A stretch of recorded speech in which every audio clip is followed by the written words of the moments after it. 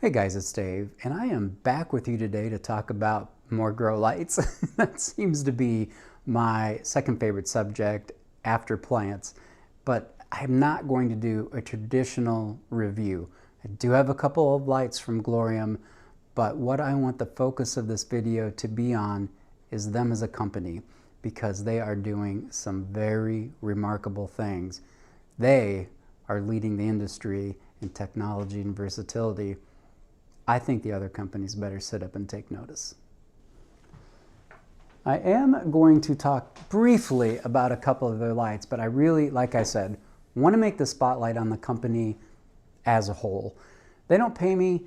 I'm not just some hyperactive pitch person. Yeah, the lights were free. They haven't told me what to say, and you just can't tell me what to do. I mean, it's, ask my wife. It is impossible. I asked for this light after they suggested I take a replacement for the one that I've been using this year. I think vertical lighting is way underrated. You see the shelves I have here, there are plants that get no light on the front of the plant because it's getting it all on the canopy. So that's where vertical lighting comes in.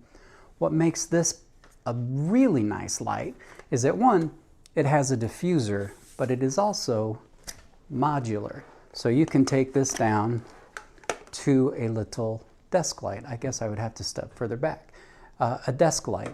This end has a cap, so you would want this one to be on the bottom. Any light that has versatility like that gets a vote of confidence from me. This dims, it has a step dimmer, and it also has a stepless dimmer, and it dims down to, I think in the little footage I shot, I said 10%, it's 1%, so it's almost completely off. That obviously has no practical value at all. It has Glowrium's range of seedling, vegetative, and flowering. Seedling's very, very blue and unpleasant. I will never use it in my house, ever, ever. Vegetative is very neutral, bluer on this than the second light I'm going to show you, and then flowering is, of course, redder. And that's a really pleasant light. And given that almost all of my plants have the potential to flower, I like it. Both of these lights have a master on-off, dimmer, and timer in line. This one is 3, 9, and 12 hours. The other one is 3, 9, 12, and 16 hours, I believe. When you set the timer on this, it's literally when you turn it on and how many hours you want it to be on. So you have to be home. If you want this to turn on at 8 o'clock in the morning, you need to be at this switch at 8 o'clock in the morning and set how many hours you want it to go on and off. If you unplug it, you'll have to start that process over again. They have addressed this, but again, we're going to get to that later. Do you see why it is so difficult to demonstrate a grow light? How do you present this attractively? I'm not a videographer. I don't have a studio. This is my living room, and here I am with these lights. Now, this is the light that Glowrium was most excited about. Hang on a sec. Now, one thing Glowrium mentioned to me when they said they had this new light is that this is quite a bit larger than the one I am using. Bigger is better. Lord knows I've come to terms with that. But it has more usable light on the canopy of the plant, but it also fills better as well. What I had not anticipated, and what they didn't mention to me, is that this light is far more powerful than its predecessor. 50% more usable light reaches the plant, which means the dimmer is even more useful. The vertical light, I forgot to mention, it's not a terribly powerful light. I'm using powerful in air quotes, but you know what I mean. The advantage of that is that it can get very close to a plant. I have a Barina vertical light that is, more powerful, but you have to pull it way into the living room, and it makes it less usable for me because it doesn't dim.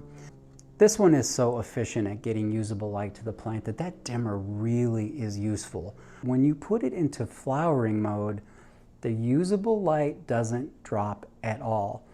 On the other light, it drops by half. So it makes it not very usable for the plants I would like to use it for, like Hoya. I would love to set up a little Hoya stand there.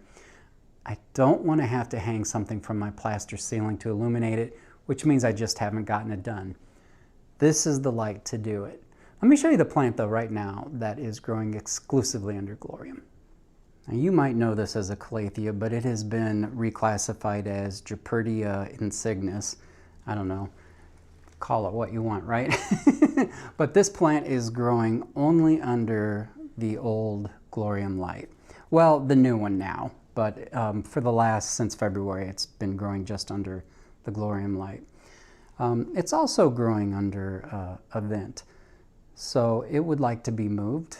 I had to cut off a lot of curling leaves. It gets brown tips, and I don't know, baby doll, we all have hard things in life. Suck it up. Yep. It's that kind of penetrating insight that has made me rich on YouTube. Let me insert those video clips. They're brief, they're informative, and then I'm going to tell you why this company is absolutely smoking the competition. That is not hyperbole. They are doing something that nobody else I know of is doing. We'll start with our vertical light at 100% and at its least flattering in the seedling mode. Very blue light. I would never use this in my house. Still at 100%. This is vegetative, or foliage. It's a very neutral, very flattering, nice quality light. Then we add in a bunch of red for flowering. Now with the halo light at 100%, we are looking at seedling. Yeah, not great. And then vegetative. Very, very attractive, and I think more attractive than vertical lighting. And this halo is a good 2 feet away from these plants, by the way. And then we have flowering, and again, that warmer, really nice light. Seedling, vegetative, and flowering. All right, we're back. And I want to talk about the thing that distinguishes Glowrium from any other manufacturer that I'm aware of. Let me know if you know of somebody doing this. I really would be curious. They sent me a prototype of their app many months ago, and friends, it was not ready for prime time. It was not ready for Dave time. I didn't have a smart light to pair it to, still don't. I'm going to remedy that really soon. It had a plant library that gives some suggestions on lighting and things like that, but very small. I don't know what else I could have done with that app. I couldn't figure out any other useful features, and oh my God, how things have changed. So they have a ton of smart lights now, and you'll be seeing those in my house. If I have to buy them myself, I know how that sounds like, oh, if I have to spend my own money, but one thing, as an international YouTube sensation, I don't have to buy grow lights anymore. I really don't. But I will buy these because, man, they have on-off, of course. So it's on timers, yes. It has a light meter built into it. I doubt it's a military-grade light meter. Who cares? We need a reference point. That's all we need. So when I move plants from here to here to there to over there to upstairs, I have a baseline measurement, and that system for me works amazingly well. It has water reminders, this, that, and the other thing. I won't use that. I like to just pace around the house and find things to do. It has a large plant library now with suggestions of how much light they might need. That's important if you are just starting out and getting serious about lights. I love measuring lights. You know that, not everybody does. I call those people crazy. But, no, they're crazy. It's fun to measure lights and geek out about that. But that's really useful for you if you don't know. And it's a starting point. It's a starting point.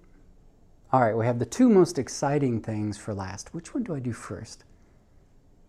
I'll do dual timers.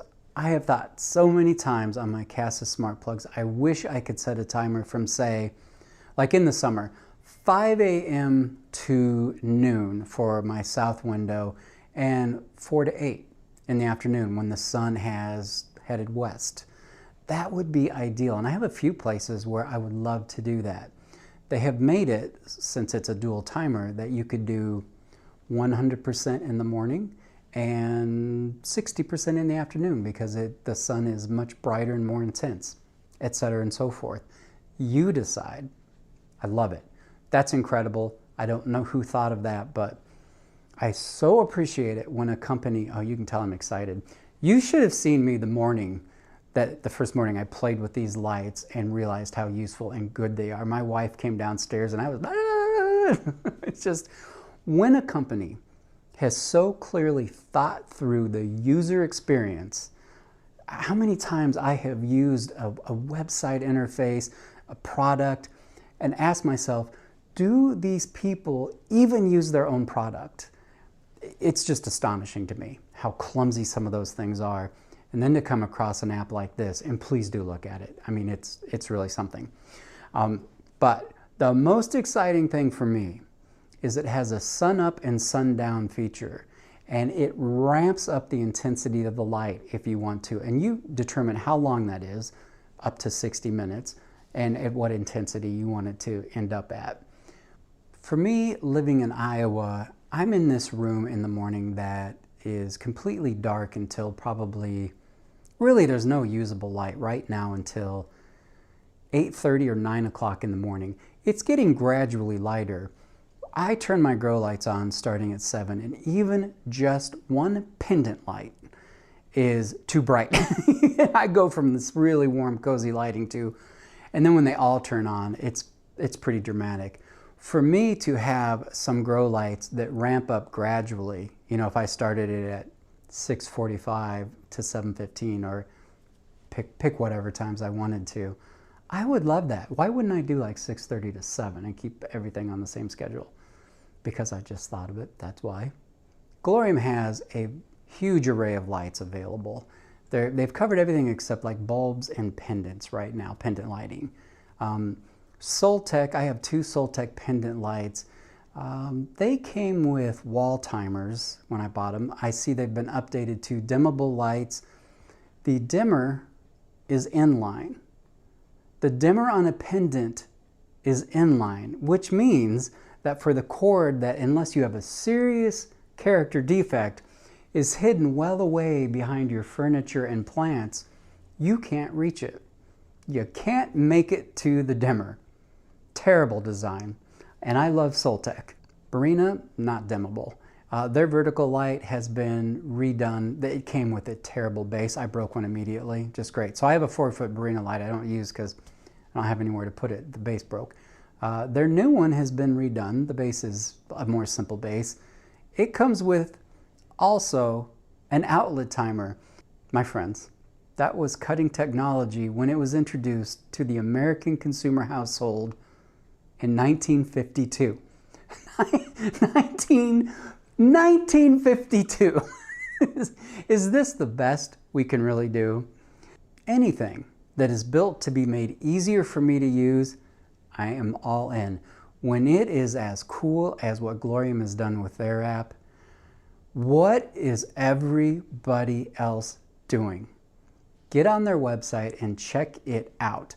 Why don't all my lights function like Glowrium does? Does that sound like a full-throated endorsement of Glowrium?